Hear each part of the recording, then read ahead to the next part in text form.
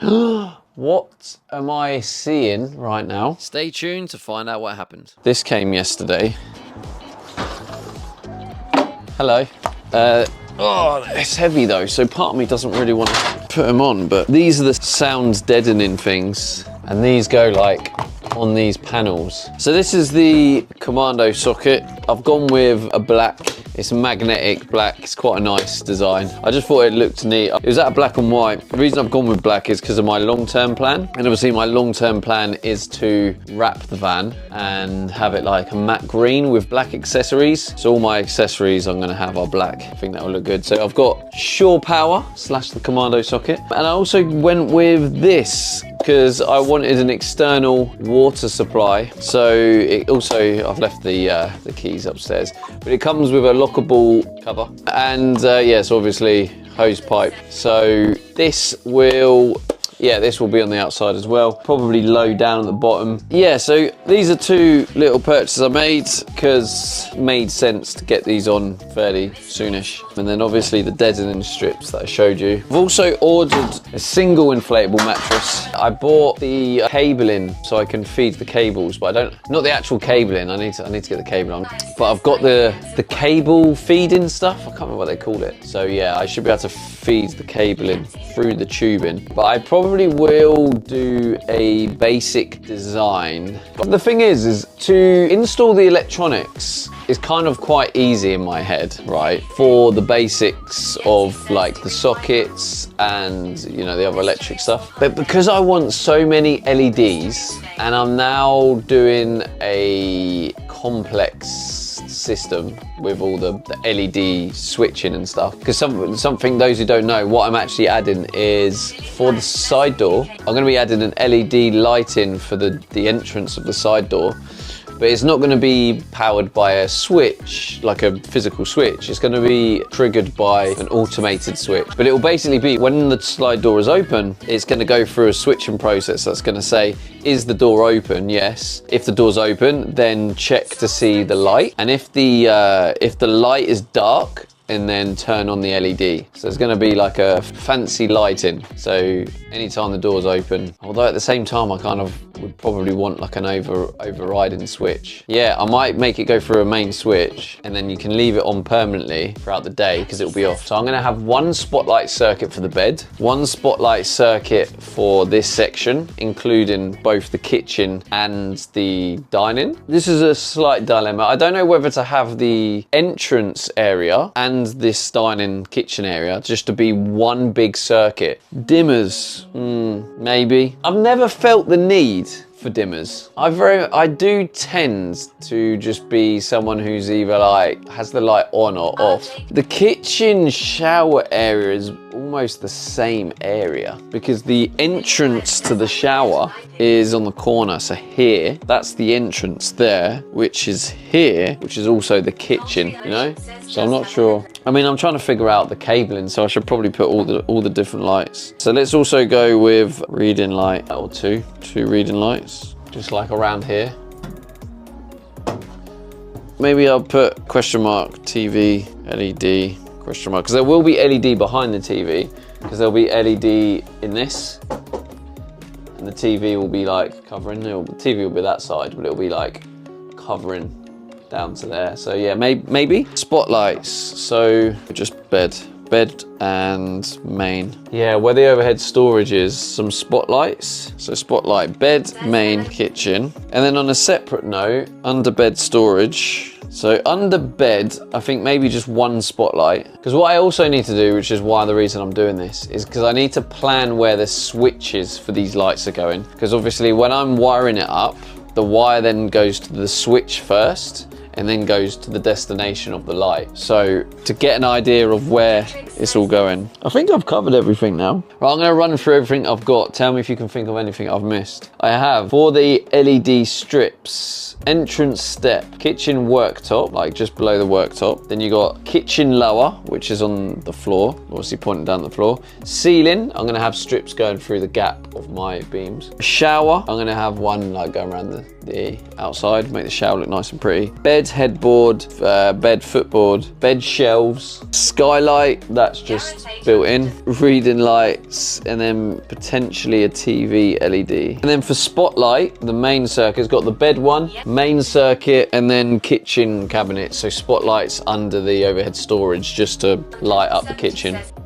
So hopefully I didn't confuse you guys too much, but this is me planning on my electrics. It seems like I'm going to need quite a lot of cabling for all the different lights I want. I seem to want quite a lot of LEDs just to make the whole van look nice and pretty. It's quite important to at least know roughly where your cables are going. Anyway, I wonder whether it's worth sticking these on. But I'm just wondering whether, like, is it warm enough? I feel like it is. Whoa, maybe like, it seems to be sticking all right. There we go, look at my little rectangle I've just stuck on. Looks all right, doesn't it? So now I had written down on my phone roughly what electrics I'm going to be installing and where the cabling goes. I then started working on the insulation on the ceiling just so we can make some physical progress. So I'm applying a couple of these sound deadening tiles to the ceiling. This will just help reduce any vibration noises. I wasn't actually going to install these at first because I don't feel like there's much vibration on my van anyway. As you can see here, I'm installing some foam soundproofing / insulation stuff anyway, which also does help with the vibrations. This is all just like me making it up and learning and figuring it out as I go. And hopefully it inspires others to give it a go. Proof that an ordinary guy like myself can do something like this, you know? So just to clarify what I'm applying after the sound deadening tiles, I'm now adding this soundproofing / insulation stuff, which is roughly 10mm thick.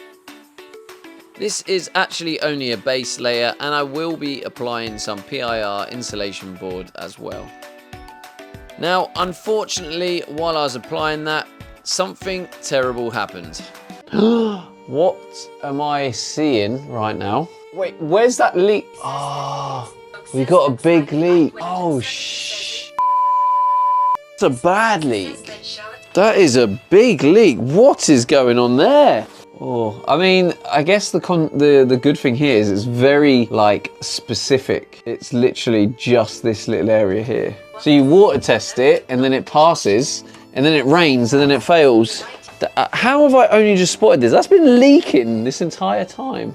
Shh.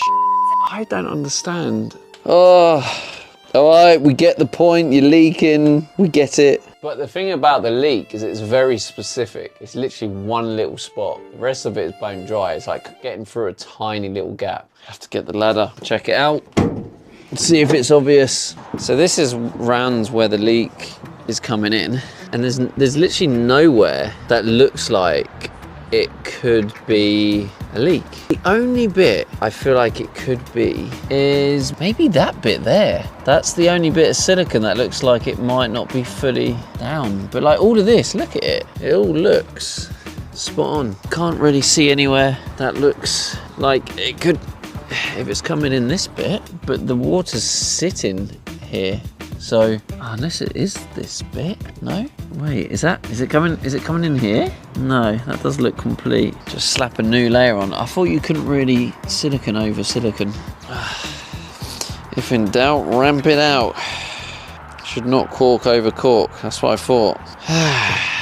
Looks okay to the eye. This is the bit that visually looks potentially. Yeah, I mean, so what I'm probably going to do is I'm just going to put water in the areas. So I'm going to start by putting water in where it's coming in. So I'll start by putting water over in that area and see if it starts leaking like crazy, like it was. And if it does, then we know it's that area.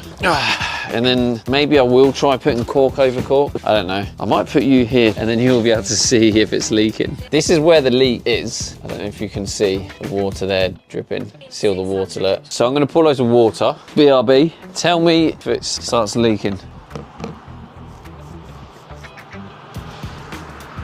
I think the problem is along here. I think it might be this bit here. The thing is, this tape does stick all the way along, so I think it could be quite effective. Either way, we're giving it a go because I don't know where the problem is. The only area I can think of is probably here, because when I run the water, it goes down here, and it's when it runs along here then it leaks. So I guess we just give this a go and see if it works. If it doesn't work, it doesn't work. This stuff is supposed to be really good once it properly bonds. Although I have a horrible feeling it doesn't want to stick to the existing silicone.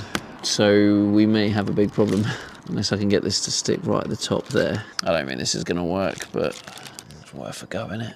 If this doesn't work anyway, we're just ripping the whole thing off and trying again. FYI, I don't think this is gonna stick this side. I don't think this is gonna work. It's just not, I don't think this is gonna stick. The only real solution here, I think, is to start again. So rip it all off and start again. I don't think it's gonna grip to this because the water's still gonna find its way in. So it seems very clear that I am going to have to rip the whole thing off. But I think I'm still in that bit of denial, hoping I can save it with this bit of butyl tape. But we all know the reality that this will not work and the whole thing will need ripping out. And I'm sure eventually I will stop trying to convince myself. But yeah, the rest of it looks like it is dry. It's just come through one tiny bit. So that kind of sucks. Why is this stuck to my foot? I might just add another layer of the silicone on top of the silicone. I have heard you shouldn't put silicone on top of silicone, but if it's kind of working how it is and I add a layer on top, surely that's better than not. I think I might end up taking it out, taking it off, and using the mastic tape. I do have mastic tape. So obviously I'm still in denial, so let's just park that there and continue adding my insulation to the ceiling. If you have any questions about anything I'm doing now, just write in the comments and I will get back to you as soon as I can. As I say many times, I'm no expert, but I'm sure I can pass on any knowledge I have learned. And if you're happy to pass on any of your knowledge, again, please leave that in the comments also. There we go.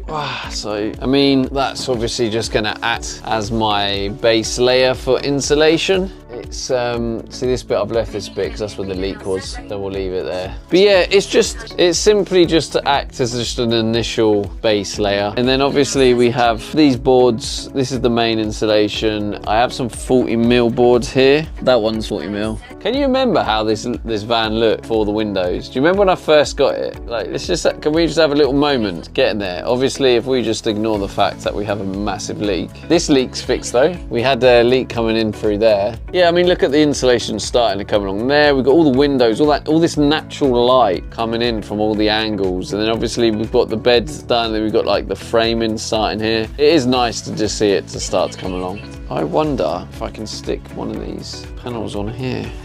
Actually does fit perfectly in there. Oh wait, which I could always trim the top. So obviously overall it's been a challenging day. Having that leak is a bit of a setback, as I now need to figure out how to fix it, and as we know, I'm going to have to rip the whole thing out. So I guess like most of us do when we've had a challenging day, I decide I'm going to go and have a nice comfort food. So I grabbed myself a takeaway 5 Ackies burger, which is one of my favourites. So today was a challenging day. We have a leak, and I don't know how. There was no visible signs. So that's just another problem I have to deal with. So I decided to do a bit of stress eating. I got myself 5 Ackies. If you've never tried a 5 Ackies, you're definitely missing out. It is absolutely banging.